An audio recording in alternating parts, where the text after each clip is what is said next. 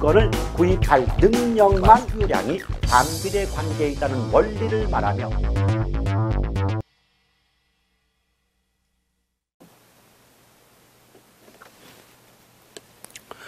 자, 이번 시간은 물가 및 경기 변동론입니다. 자, 여러분 교재로 보시면 103쪽이죠. 자, 1번에 물가의 의의가 나와 있는데 두 번째 줄에 보시면 물가란 모든 상품의 평균 가격을 의미한다 라고 나와 있지 않습니까?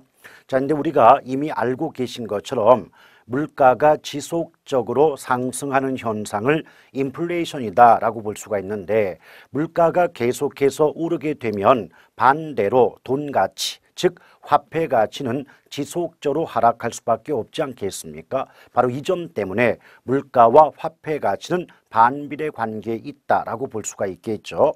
따라서 2번에 보시면 물가와 화폐 가치의 관계라고 할 때 세 번째 줄의 오른쪽 양자의 관계, 이때 양자라고 하는 건 물가와 화폐 가치의 관계를 얘기하겠죠. 반비례 관계라고 볼 수가 있다는 부분 알아두시면 되겠습니다.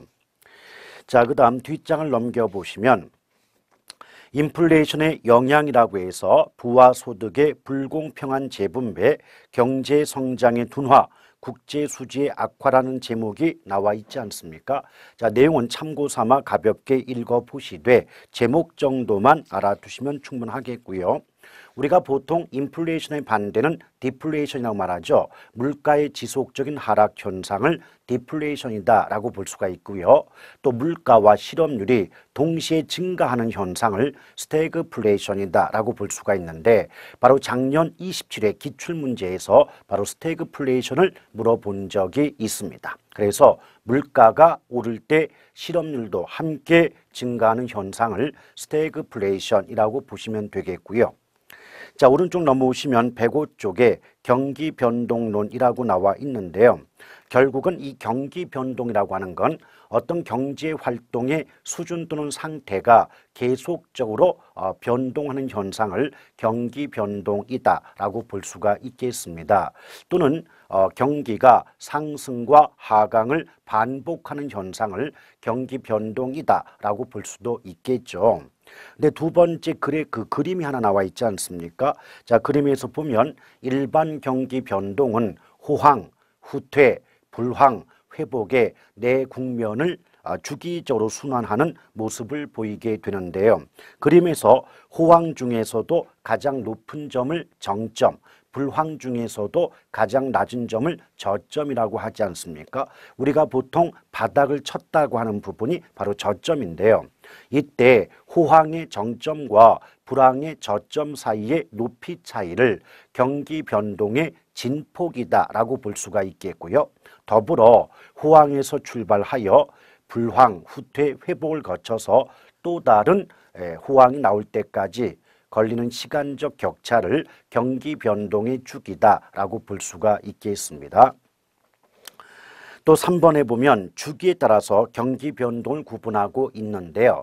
자, 경기 변동의 주기가 3에서 5년 정도가 기침 파동, 보통 단기 파동이라고 말을 합니다. 또 경기 변동의 주기가 10년 내 주기를 보이는 모습을 우리가 주글라 파동이다라고 볼 수가 있겠고, 그 다음 20년쯤 되면은 바로 쿠즈네츠 파동, 50년의 주기를 갖고 있는 게 콘트라티브 파동, 장기 파동이다라고 가볍게 기억을 해 두시면 되겠습니다. 자, 그러면서 뒷장을 넘겨보시면 부동산 경기 변동 이렇게 나와 있죠. 근데 부동산 경기의 의의를 보게 되면 부동산 경기란 일반적으로 건축 경기를 의미하고 그 중에서도 주거용 부동산 건축 경기를 의미함이 일반적이다라고 볼 수가 있겠어요. 따라서 압축하면 부동산 경기란 일반적으로 주거용 부동산 건축 경기를 의미한다라고 볼 수가 있겠습니다. 자, 그런데 이런 부동산 경기가 호황인지 불황인지 좀 후퇴 회복 국면에 있는지를 판단할 필요가 있지 않겠습니까? 그것이 바로 경기 변동의 측정 지표다라고 볼 수가 있는데요. 자, 경기 변동의 측정 지표는 상당히 여러 가지가 존재할 수 있지만 우리 교재에서는 그 중에서도 자주 출제가 되고 있는 4가지 정도로 압축해 놓았습니다. 따라서 경기 변동의 측정 지표에는 건축량, 거래량, 가격 변동, 또 택지의 분양 실적 등을 제목으로 써놨고요. 물론 그것 이외에 공실, 공가의 동향 등도 경기 측정의 지표라고 볼 수가 있습니다. 일단 건축량이라고 할 때는요, 건축한다는 건 건물을 짓는다, 생산한다의 의미가 되기 때문에 공급 측면의 측정 지표라고 볼 수가 있겠고, 또 거래량은 수요 측면의 지표, 또 가격 변동은 보조적 지표에 불과하다라고 볼 수가 있을 거예요. 이때 건축량은요, 건축 허가량, 착공량, 완공량으로 구분해 볼 수가 있습니다. 자, 건축과 양 사이에 허가, 착공, 완공 이런 말을 집어넣을 수가 있는데요.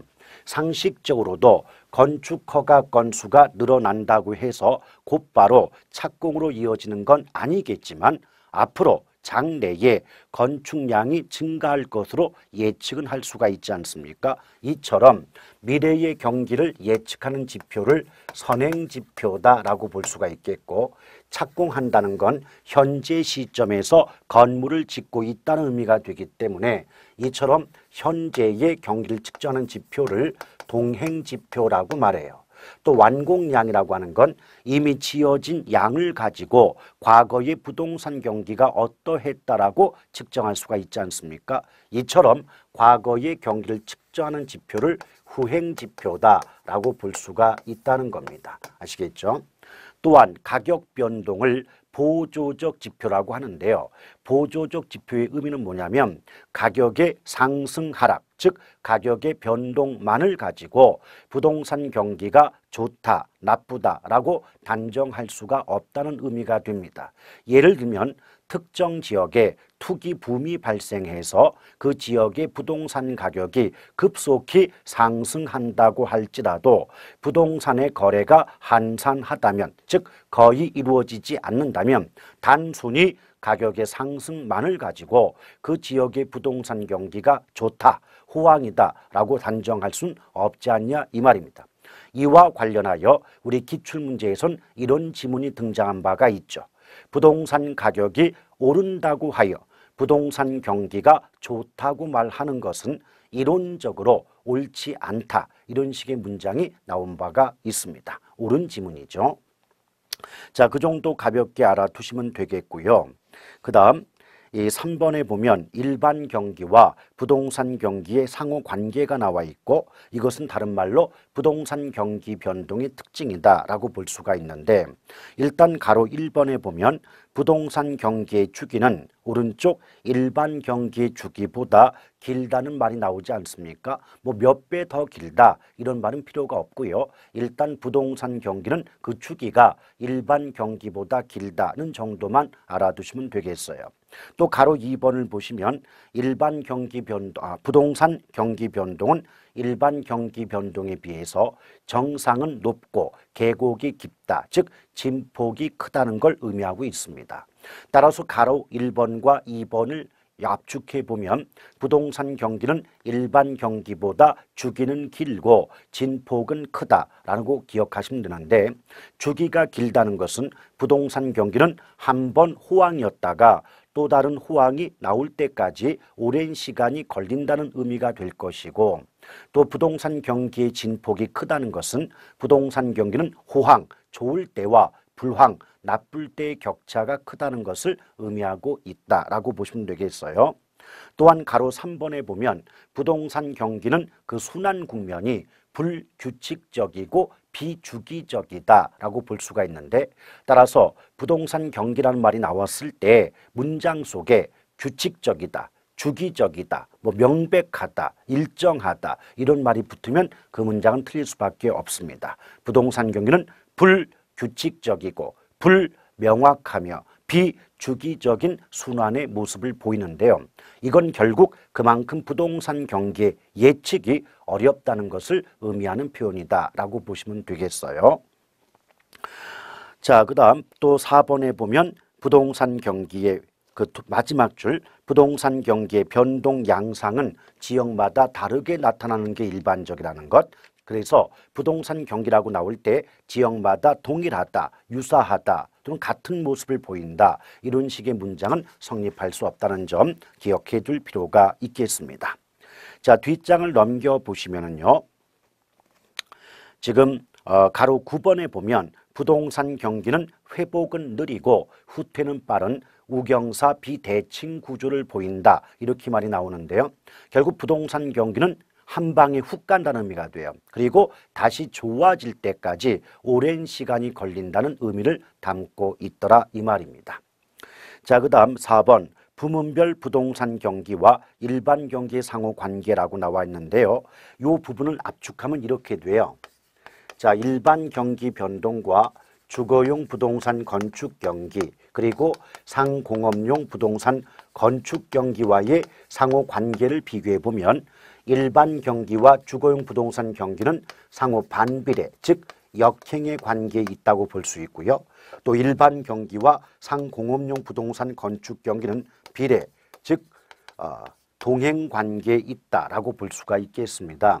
이걸 문장으로 만들면 일반 경기가 호황인 경우에는 상공업용 부동산 건축 경기도 호황일 가능성이 높지만 주거용 부동산 건축 경기는 불황일 가능성이 높다. 이런 의미를 담고 있어요. 그래서 압축해서 일반과 주거용은 반비례, 일반과 상공업용은 비례 관계에 있다는 정도를 알아두시면 되겠습니다. 그래서 108쪽 4번에 가로 1번을 보면 일반 경제의 경기와 상공업용 부동산 건축 경기는 일반적으로 동행의 관계, 즉 비례의 관계에 있다라는 말 나와 있지 않습니까? 또 가로 2번을 보시면 일반 경기와 주거용 부동산 건축 경기는 일반적으로 역행, 즉 반비례 관계에 있다는 점 기억할 필요가 있겠어요. 자, 오른쪽 넘어오시면 부동산 경기 순환 국면에서 역시 그림이 하나 나와 있는데요. 이건 앞서 보셨던 일반 경기 순환 국면과 관련된 그림과 거의 유사하다라고 볼 수가 있는데 다만 차이점이 있다면 일반 경기에서 호황이라고 하는 부분을 부동산 경기는 상향 국면, 또 불황을 하향 국면 이렇게 바꾼 것이 차이점이다라고 볼 수가 있는데요. 특히 최근 들어와서는 이 경기순환 국면별 특징을 물어보는 문제가 자주 출제가 되고 있다라고 볼 수가 있겠어요. 즉 상향, 하향, 후퇴, 회복 국면에서 어떠한 현상이 나타나게 되는가를 집중적으로 물어보고 있더라는 거죠. 그런데 공부를 하실 때요. 어차피 상향의 반대가 하향이고 회복의 반대가 후퇴 아니겠습니까? 그렇다면 그 네 가지 국면 중에 상향이나 회복 두 가지를 기억했다가 후퇴나 하향이 나오면 그 반대로 뒤집어주면 되지 않겠냐라고 생각을 할 수가 있는 거죠. 이때 상향 국면은 일반 경기의 호황에 해당하기 때문에 대단히 좋은 말들이 연속적으로 등장할 수가 있거든요. 한번 생각해 볼까요? 자, 상향 국면에서는 부동산 가격은 지속적으로 상승하며 거래는 대단히 활발한 현상이 나타나게 된다는 거죠. 근데 부동산 가격이 계속해서 오르고 있는 상황이기 때문에 부동산을 보유하고 있는 것이 파는 것보다 훨씬 유리한 상황일 수가 있지 않겠습니까? 따라서 파는 쪽 매도자는 그 수가 적겠지만 사는 쪽 매수자는 그 수가 많을 거예요. 그러므로 결과적으로 상향 국면 또는 상향 시장에서는 매도자 중시 현상이 커지며 매도자 중심 시장이 형성된다라고 말씀을 드릴 수가 있을 겁니다. 자, 또한 매도자는 지금 계속 부동산 가격이 오르고 있는 상황이기 때문에 가급적이면 하루라도 늦게 팔아야 좀 더 많은 이익을 얻을 수가 있지 않겠습니까? 그 결과 매도자는 거래 성립 시기를 늦추고자 할 것인 반면에 매수자는 하루라도 빨리 사야만 좀 더 싼 값에 구입할 수가 있기 때문에 거래 성립 시기를 당기고자 한다라는 말이 나올 수가 있게 됩니다. 또한 상향 국면에서는 시장 이자율이 대단히 낮게 형성되기 때문에 금리가 싸다면 이자 부담이 적기 때문에 목돈을 쉽게 빌릴 수가 있을 것이고 그 결과 부동산의 수요와 공급이 모두 증가함에 따라 부동산 거래가 대단히 활발하게 이루어진다는 결론을 낼 수가 있을 겁니다. 또한 상향 국면에서는 직전 국면의 거래 사례 가격은 새로운 거래의 하한선이 된다라고 볼 수가 있는데 이게 무슨 의미가 되냐면 자, 지금 회복 국면을 거쳐서 상향, 즉 호황 국면이 나타나게 되지 않겠습니까? 이 경우에 만약 직전 국면, 상향의 직전 국면은 회복 국면인데 회복 국면에서 어떤 아파트가 2억의 거래가 됐다면 호황에 해당하는 상향 국면에서는 이 아파트 아무리 못 받아도 2억 이상은 받을 수가 있지 않느냐. 이런 관점에서 상향 국면의 직전 국면, 바로 전 단계의 거래 사례 가격은 새로운 거래의 하한가가 된다 또는 하한선이 된다 이런 말이 나올 수가 있게 되는 겁니다. 아시겠죠? 그럼 이것이 상향 국면에서 나타나는 현상이라면 이 내용을 반대로 뒤집어 주게 되면 하향 국면에서 나타나는 현상이다라고 볼 수가 있겠습니다. 그럼 하향 국면은 반대로 뒤집어 준다면 하향 국면은 일반 경기 순환 국면으로 본다면 불황 국면에 해당이 되기 때문에 부동산 가격은 지속적으로 하락하며 거래는 한산하다고 볼 수가 있겠죠. 즉 가격이 계속해서 내리고 있는 상황이기 때문에 부동산을 가지고 있는 게 오히려 불리한 상황일 수가 있죠. 따라서 매도자 파는 쪽은 수가 많은 반면 매수자 사는 쪽은 수가 적기 때문에 수가 적은 매수자가 당연히 대접을 받게 됩니다. 그러므로 하향 국면은 매수자 중시 현상이 커지며 매수자 중심 시장이 형성된다라고 볼 수가 있겠고요. 또한 당연히 계속해서 가격이 내려가고 있는 상황이기 때문에 파는 쪽 매도자 입장에선 하루라도 빨리 거래를 성립시켜야 되므로 거래 성립 시기를 당기고자 하는 반면 매수자는 하루라도 늦게 구입한다면 보다 싼 값에 구입할 수가 있기 때문에 거래 성립 시기를 늦추고자 한다 이렇게 말씀드릴 수가 있을 거예요. 또한 시장 이자율이 대단히 높게 형성이 되는 국면이기 때문에 이자 부담이 크므로 목돈을 빌리기가 어려워지고 그 결과 부동산의 수요와 공급이 감소하게 됨으로써 거래가 한산하다는 결론을 낼 수가 있습니다. 또한 하향 국면의 직전 국면의 거래 사례 가격은 새로운 거래의 상한가가 된다라고 볼 수가 있는데요. 지금 이 부분이 하향 국면이고 하향의 직전 국면은 후퇴 국면이라고 볼 수가 있겠죠. 자, 지금까지 경기가 좋았다가 나빠지기 시작한 단계가 후퇴 국면인데요. 만약 후퇴 국면에서 어떤 아파트가 2억의 거래가 됐다면 불황에 해당하는 하향 국면에서는 이 아파트 아무리 많이 받아봤자 2억 이상 받기가 어렵지 않느냐 말이에요. 따라서 하향 국면에서는 직전 국면의 거래 사례 가격은 새로운 거래의 상한선이 된다 이런 말이 나올 수가 있을 겁니다. 그러면 앞서 언급했던 상향 국면과 지금 말씀드렸던 하향 국면을 비교해 보면 그 내용이 완전히 반대임을 아실 수가 있지 않냔 말이죠. 마찬가지로 후퇴 국면과 반대가 바로 회복 국면이다라고 볼 수가 있겠습니다. 여러분 후퇴 국면은 지금까지 경기가 좋았지만 이제부터 경기가 나빠지기 시작하는 단계가 후퇴고요. 반대로 지금까지 경기가 안 좋았다가 이제부터 좋아지기 시작한 단계를 회복 국면이다라고 볼 수가 있겠습니다. 자, 그렇기 때문에 후퇴와 회복 국면은요, 문장 속에서 뭐뭐하기 시작한다는 문장 구조가 등장할 수밖에 없는데요. 그 변화의 모습이 해석한 결과 좀 더 좋은 모습, 긍정적인 변화의 모습을 갖추고 있다면 그것은 회복 국면이고 또 부정적인 변화의 모습이 시작이 된다면 후퇴 국면이라고 해석하시면 되겠습니다.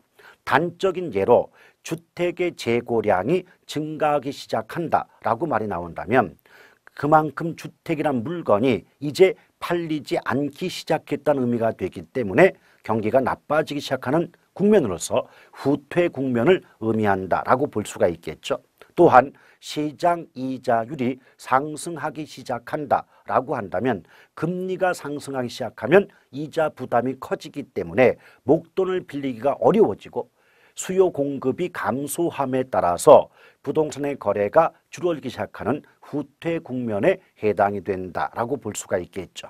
더불어 부동산 가격의 상승이 중단 반전된다. 이 말을 해석해 보면 지금까지 계속 오르고 있던 부동산 가격의 상승이 중단, 멈춰서 반전, 반대로 내려가기 시작한다는 의미가 되기 때문에 역시 후퇴 국면을 의미한다라고 볼 수가 있죠. 물론 지금 언급했던 내용과 정반대의 문장이 나오게 되면 회복 국면이라고 볼 수가 있지 않겠습니까? 아시겠죠? 또한 후퇴 국면은요, 이제 경기가 안 좋아지기 시작하기 때문에 매도자 중시 현상에서 매수자 중시 현상으로 바뀌는 국면이고, 뒤집어서 회복 국면은 이제 경기가 좋아지기 시작하는 단계이기 때문에 매수자 중시 현상에서 매도자 중시 현상으로 전환되는 국면이다라고 볼 수가 있겠습니다. 이런 내용들을 압축해서 정확히 기억하고 계시면 경기 순환 국면별 특징과 관련된 문제는 충분히 풀어내실 수가 있을 거예요.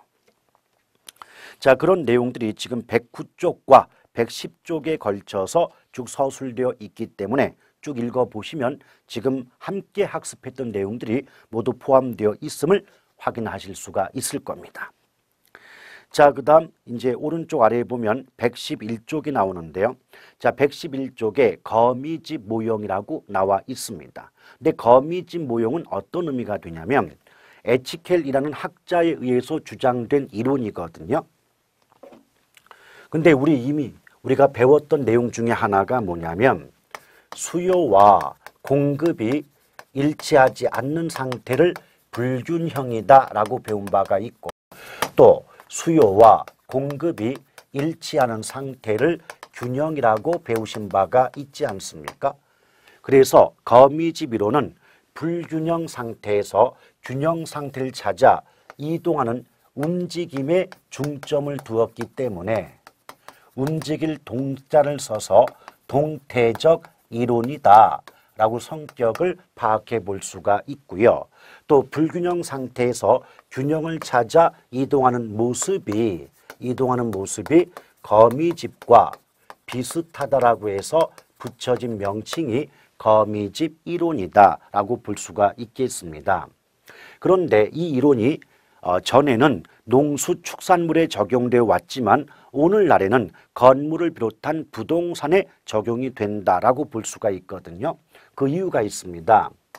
원래 거미집 이론은 폐쇄 경제를 전제로 한다는 거죠.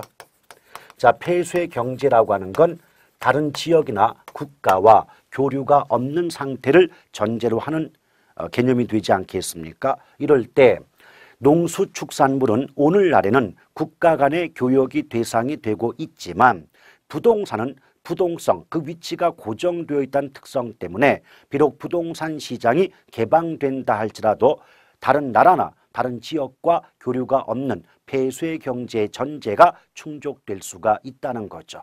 그 결과 오늘날에는 건물을 비롯한 부동산에 거미집 이론이 적용이 되고 있다라고 볼 수가 있어요. 이때 왜 수요 공급의 불균형 상태가 발생하느냐? 이미 저번 주에 탄력성을 배워서 아시겠지만, 자, 부동산은 수요는 탄력적인 반면 공급은 비탄력적인 재화, 상품에 해당이 됩니다. 이 말을 바꾸면 가격이 변할 때 수요는 즉각 변동하는 반면 공급은 일정 기간 후에 변동하게 된다는 말과 같습니다. 그럼 결국은 수요 공급이 동시에 변동하지 않기 때문에 어떤 시점에서는 수요가 공급보다 많은 초과 수요가 발생하는 반면 또 미래의 다른 시점에 가면 수요보다 공급이 많아지는 초과 공급 상태가 발생할 수 있다는 거죠.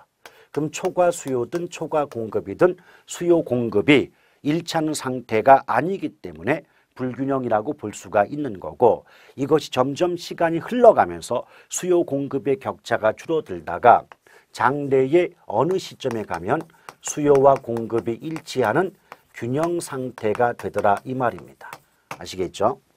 자, 이런 것을 바탕으로 했을 때 기출문제에선 어떤 문장이 나온 바가 있냐면 부동산은 수요는 탄력적인 반면 공급은 비탄력적이므로 초과 수요와 초과 공급을 반복하는 경향을 보인다. 이렇게 문장이 나온 적이 있고요. 또 우리 이미 배워서 아시겠지만 초과 수요는 어떤 물건이 부족한 상태이기 때문에 그 부족한 물건의 가격은 상승한다고 볼 수 있겠고, 뒤집어서 초과 공급은 어떤 물건이 남아도는 상태를 의미하므로 남아도는 물건의 가격은 하락한다고 볼 수가 있겠죠. 그러므로 초과 수요와 초과 공급을 반복한다는 말을 바꾸면 가격의 상승과 하락을 반복한다는 말과 같은 의미로 사용될 수가 있겠습니다. 그렇다면 방금 전에 언급했던 문장을 다른 표현으로 바꿔볼게요. 부동산은 가격 변화 시 수요는 즉각 변동하는 반면 공급은 일정 기간 후에 변동하므로 부동산 시장에서는 주기적으로 가격의 상승과 가격의 폭락을 반복하는 경향을 보인다. 이런 문장도 등장할 수가 있다는 거죠.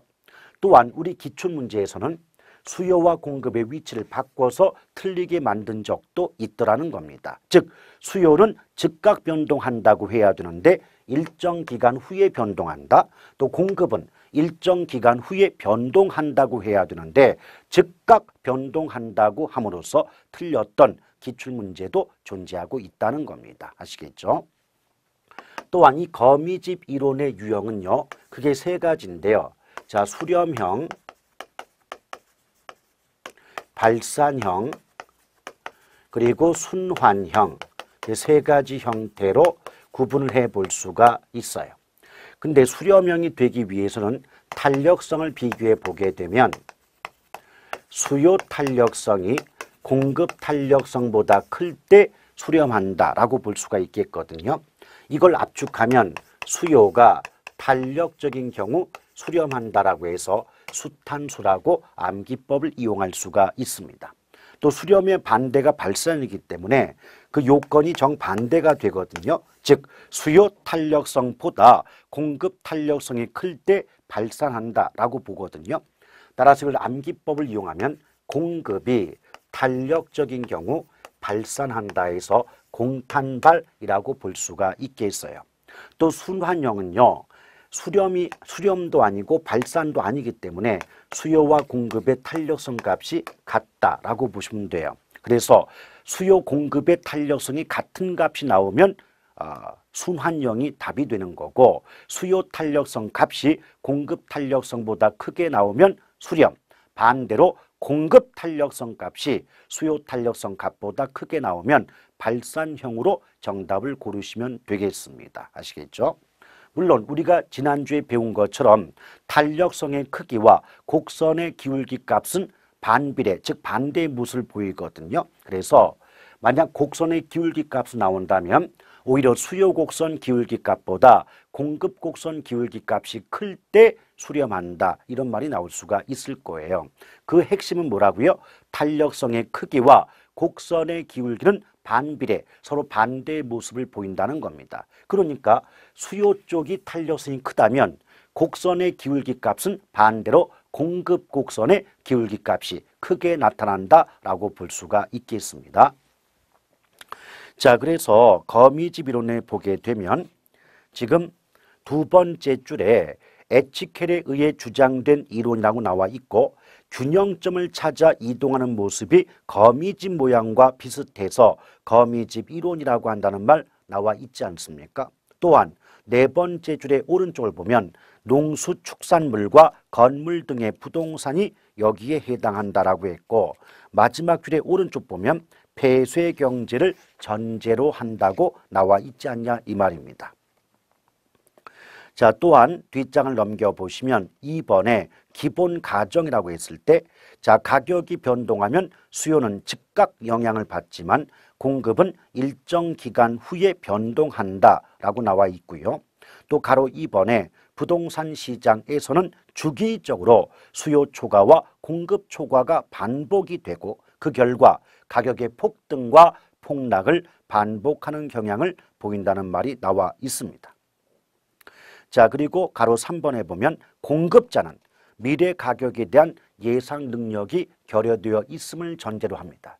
따라서 공급자가 앞으로 자신이 생산해서 시장에 내다 파는 물건의 가격이 얼마가 될 것이다는 것을 예측할 수 있다면 거미집 이론의 적용이 어렵게 된다는 점 아울러 기억할 필요가 있을 겁니다. 그리고 오른쪽 3번에 보면 거미집 모형의 유형 분류라고 해서 지금 일단 그래프가 3개가 있지 않습니까? 맨 왼쪽의 그래프가 수렴형인데요. 화살표 방향을 따라 들어가다 보면 바깥쪽에서 안쪽으로 들어가게 되죠. 근데 바깥쪽에서 안쪽으로 들어온다는 건 수요 곡선과 공급 곡선이 일치하는 균형점을 찾아 이동하는 모습이라고 볼 수가 있겠고요. 또 그 모습 자체가 마치 거미집 모습과 비슷하다는 걸 확인할 수가 있게 됩니다. 또 가운데 발산형은요. 화살표 방향을 따라가다 보면 안쪽에서 바깥쪽으로 빠져나가는 모습을 볼 수가 있을 거예요. 즉, 첫 번째 수렴형의 모습과 정반대임을 알 수가 있고요. 또 세 번째 순환형은 안쪽으로 들어오지도 않고 바깥으로 나가지도 않는 제자리를 그대로 맴돌기 때문에 순환형이다라고 보시면 돼요. 또 아래쪽에 표를 보시면 수렴형이 되기 위해선 탄력성은 수요 탄력성이 공급 탄력성보다 커야 되지만 곡선의 기울기 값은 탄력성과 반대이기 때문에 수요 곡선 기울기의 절대값보다 공급 곡선 기울기의 절대값이 클 때 또 수렴한다라고 볼 수가 있겠어요. 그럼 수렴의 반대가 발산이기 때문에 여러분들은 수렴형의 조건을 정확히 기억했다가 발산형이 나오면 반대로 뒤집어주면 되고, 순환형은 곡선의 기울기 값이든 탄력성 값이든 양쪽 값이 같다라고만 기억하시면 충분히 문제를 풀어내실 수가 있게 됩니다. 아시겠죠? 자, 이렇게 해서 이제 부동산 경제론을 모두 마칠 수가 있었고요. 이제 우리는 부동산 시장론으로 넘어갈 필요가 있겠습니다. 자, 여러분 교재 140쪽을 보시면 자, 부동산 시장의 개념이라고 나와 있습니다. 근데 1번 시장 개념에서 의 부분은요, 그냥 가볍게 참고 삼아 읽어보시면 되겠고, 정작 중요한 대목은 바로 2번 시장 형태 부분이거든요. 경제학에서는 시장을 완전 경쟁 시장과 불완전 시장으로 구분하고 있다는 거예요. 근데 제목을 보시면 아시겠지만 어차피 완전의 반대가 불완전이기 때문에 완전 경쟁 시장의 내용을 정확히 기억해 놓으셨다가 불완전 시장이란 말이 나오면 그 내용을 반대로 뒤집기만 해 주셔도 충분히 문제를 맞출 수가 있지 않냐 말입니다. 자, 지금 완전 시장과 불완전 시장 나왔는데요. 한번 차분하게 비교를 해 보도록 하겠습니다. 자, 완전 경쟁 시장은요, 우리가 보통 이론적인 시장이라고 말하는데, 시장이 이론적이란 말의 뜻은 현실적으로 찾아보기가 쉽지 않다는 의미가 돼요. 또한 완전 경쟁 시장에서는 거래되는 상품의 품질이 같기 때문에 동질품이 거래된다고 보고, 동질품의 경우에는 동일한 하나의 가격만이 성립한다는 일물일가의 법칙이 성립한다라고 기억하시면 되겠어요. 또한 더불어 완전 경쟁 시장에서는 시장 진입 장벽이 존재하지 않는다고 보는데요. 시장에 들어옴에 있어서 장애물이 없다면 누구라도 자유롭게 시장에 들어올 수도 있고 시장으로부터 나갈 수도 있지 않겠습니까? 그 결과 시장 참여자는 소수가 아니라 다수일 수밖에 없겠죠. 그 말을 바꾸면 다수의 수요자와 공급자가 존재한다, 이렇게 말을 바꿔볼 수도 있어요. 또 완전 경쟁 시장은 모든 정보가 공개되어 있다고 보는데요. 이때 정보에는 예컨대 상품의 가격이라든지 품질 기능 등이 모두 포함된다라고 볼 수가 있겠습니다. 이 경우에 공개된, 즉 이미 알려진 정보는 정보로서의 가치가 없다고 볼 수가 있겠죠. 그럼 가치가 없는 정보를 얻고자 대가를 지불할 용의는 없지 않겠습니까? 그러므로 정보를 수집할 때 들어가는 비용, 즉 정보 비용이 발생하지 않는다라고 볼 수가 있는데요. 이때 정보와 비용 사이에 뭐 수집이나 획득이나 기회나 이런 말을 붙여서 문장을 만드는 경우도 있지만 정보와 비용자만 나오면 모두 같은 의미로 해석하시면 그걸로 충분한 대목이 돼요. 또한 모든 정보가 공개되어 있다는 건 내가 알고 있는 정보는 남들도 알고 있다는 의미가 되기 때문에 우수한 정보가 존재하지 않는다고 말해요. 자, 우수한 정보가 존재하지 않으면 특정한 정보를 이용해서 남보다 더 큰 이익을 얻을 수가 없게 된다는 거죠. 그것을 우리는 초과 이윤을 획득할 수 없다. 이렇게 말씀을 드릴 수가 있겠습니다. 그렇다면 완전 경쟁 시장의 반대가 결국 불완전 시장이 되지 않겠습니까? 따라서 불완전 시장은 동질품의 반대, 이질품이 거래됨으로써 일물일가의 법칙이 성립할 수 없게 될 것이고 또한 시장 진입 장벽이 존재함으로써 시장 참여자가 다수가 아닌 소수가 된다라고 볼 수가 있어요. 더불어 모든 정보가 다 공개되어 있는 것은 아니기 때문에 공개되지 않은 정보는 정보로서의 가치가 있을 것이고 또 가치가 있는 정보를 얻고자 할 때는 그에 따른 대가를 지불할 필요가 있기 때문에 정보 비용이 발생한다라고 볼 수가 있겠습니다. 그러면 양쪽을 비교해 볼 때 완전 경쟁 시장은 정보 비용이 발생하지 않는 반면 불완전 경쟁 시장은 정보 비용이 발생하게 되지 않습니까? 그래서 정보 비용이 있느냐 없느냐를 가지고 시장이 완전하냐 불완전하냐를 판단할 수가 있지 않겠습니까? 이걸 문장으로 바꾸면 정보 비용의 유무에 따라 시장의 완전성 여부를 구분할 수 있다, 판단할 수 있다. 이런 식의 문장이 성립될 수가 있을 거예요. 그런데 우리가 이미 배운 것처럼 부동산이 가지고 있는 여러 가지 특성들 때문에 부동산 시장은 불완전 시장의 모습을 보인다는 것, 익히 알고 계시지 않습니까? 그렇다면 우리 부동산의 특성 중 개별성 배운 적이 있죠.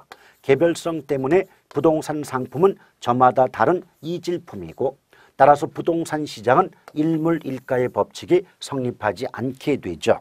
또한 고가성이라는 특성 들어본 기억 있으시죠? 이 고가성 때문에 아무나 부동산 시장에 들어올 수 없고 이 비싼 상품의 대가를 지불할 수 있는 능력자들만 시장에 진입이 가능함으로써 부동산 시장의 참여자는 소수다라고 볼 수가 있겠죠. 실제 기출문제에서 부동산 시장의 참여자는 다수다라고 함으로써 틀렸던 문제가 존재하고 있다는 겁니다. 아시겠죠? 또한 불완전 시장의 유형에는 독점, 과점, 독점적 경쟁 시장 등으로 구분해 볼 수가 있는데요. 우리 시험에서 구체적으로 독점이 뭐고 과점, 독점적 경쟁 시장이 무엇이냐를 직접적으로 물어보고 있지는 않아요. 왜? 이걸 물어본다면 그건 경제학이 되기 때문이죠.